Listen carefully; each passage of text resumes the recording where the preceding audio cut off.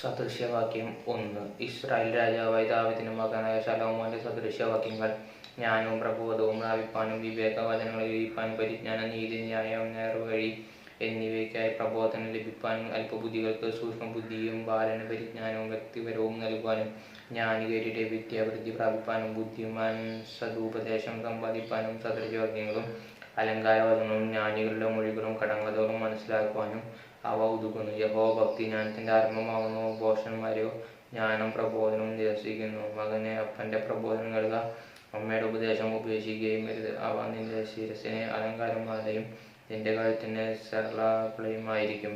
മകനെ, പാപികൾ നിന്നെ വശീകരിച്ചാൽ വഴിപ്പെട്ടു പോകരുത്. ഞങ്ങളോടുകൂടെ വരിക, നാം രക്തത്തിനായി പതിയിരിക്കുക. നിർദോഷിയെ കാരണം കൂടാതെ പിടിപ്പാൻ ഒളിച്ചിരിക്കുക. പാതാളം പോലെ അവരെ ജീവനോടെയും കുഴിയിലിറങ്ങുന്നവരെ പോലെ അവരെ സർവ്വവും വിഴുങ്ങിക്കളയുക. നമുക്ക് വിലയേറിയ സമ്പത്തൊക്കെയും കിട്ടും. നമ്മുടെ വീടുകളെ കൊള്ള കൊണ്ട് നിറയ്ക്കും.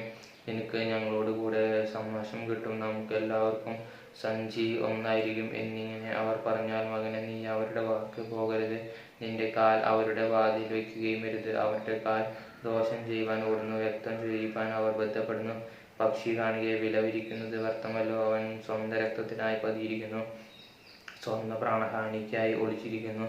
ദുരോഗ്രഹികളായ ഏവരുടെയും വഴികൾ അങ്ങനെ തന്നെ, അത് അവരുടെ ജീവൻ എടുത്തു കളയുന്നു. ജ്ഞാനമായവൾ വീതിയിൽ ആഘോഷിക്കുന്നു, വിശാല സ്ഥലത്ത് സ്വരം കേൾപ്പിക്കുന്നു. അവർ അറിവുള്ള ഞങ്ങളുടെ തലയിൽ നിന്ന് വിളിക്കുന്നു, നഗരദ്വാരങ്ങളിലും നഗരത്തിനകത്തും പ്രസ്താവിക്കുന്നത്. ബുദ്ധിഹീനരെ നിങ്ങൾ ബുദ്ധിഹീനതയിൽ രസിക്കുകയും പരിഹാസികളെ നിങ്ങൾ പരിഹാസത്തിൽ സന്തോഷിക്കുകയും ഭോഷന്മാരെ നിങ്ങൾ പരിജ്ഞാനത്തെ വെറുക്കുകയും ചെയ്യുന്നത് എത്രത്തോളം. എൻ്റെ ശാസനയ്ക്ക് തിരഞ്ഞുകൊള്ളുവിൻ. ഞാൻ എൻ്റെ മനസ്സ് നിങ്ങൾ ഒഴിച്ചു തരും. എൻ്റെ വചനത്താൽ നിങ്ങളെ അറിയിക്കും.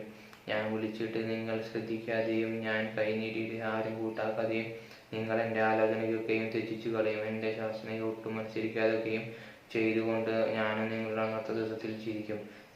നിങ്ങൾ ഭയപ്പെടുന്നത് നിങ്ങൾ വഹിക്കുമ്പോൾ പരിഹസിക്കും. നിങ്ങൾ ഭയപ്പെടുന്നത് നിങ്ങൾക്ക് കൊടുങ്കാറ്റ് പോലെയും നിങ്ങളുടെ ആപത്ത് ചുഴലിക്കാറ്റ് പോലെയും വരുമ്പോൾ കഷ്ടവും സങ്കടവും നിങ്ങൾക്ക് വരുമ്പോൾ തന്നെ. അപ്പോൾ അവർ എന്നെ വിളിക്കും, ഞാൻ ഉത്തരം പറയുകയില്ല. എന്നെ ജാഗ്രതയോടെ അന്വേഷിക്കും, കണ്ടെത്തുകയുമില്ല. അവർ പരിജ്ഞാനത്തെ വെറുത്തുവല്ലോ, യഹോവഭക്തിയെ തിരഞ്ഞെടുത്തുമില്ല. അവർ എൻ്റെ ആലോചനയെ അനുസരിക്കാതെ എൻ്റെ ശാസനയൊക്കെയും നിരസിച്ചതുകൊണ്ട് അവർ സ്വന്തം വഴിയുടെ ഫലം അനുഭവിക്കുകയും തങ്ങളുടെ ആലോചനകളാൽ തൃപ്തി പ്രാപിക്കുകയും ചെയ്യും. ബുദ്ധിഹീനരുടെ പിന്മാറ്റം അവരെ കൊല്ലും, ഭോഷന്മാരുടെ നിശ്ചിത അവരെ നശിപ്പിക്കും. എൻ്റെ വാക്ക് കേൾക്കുന്നവനോ നിർഭയം വസിക്കും, ഭോഷഭയം കൂടാതെ സ്വൈര്യമായിരിക്കുകയും ചെയ്യും. ആമേൻ.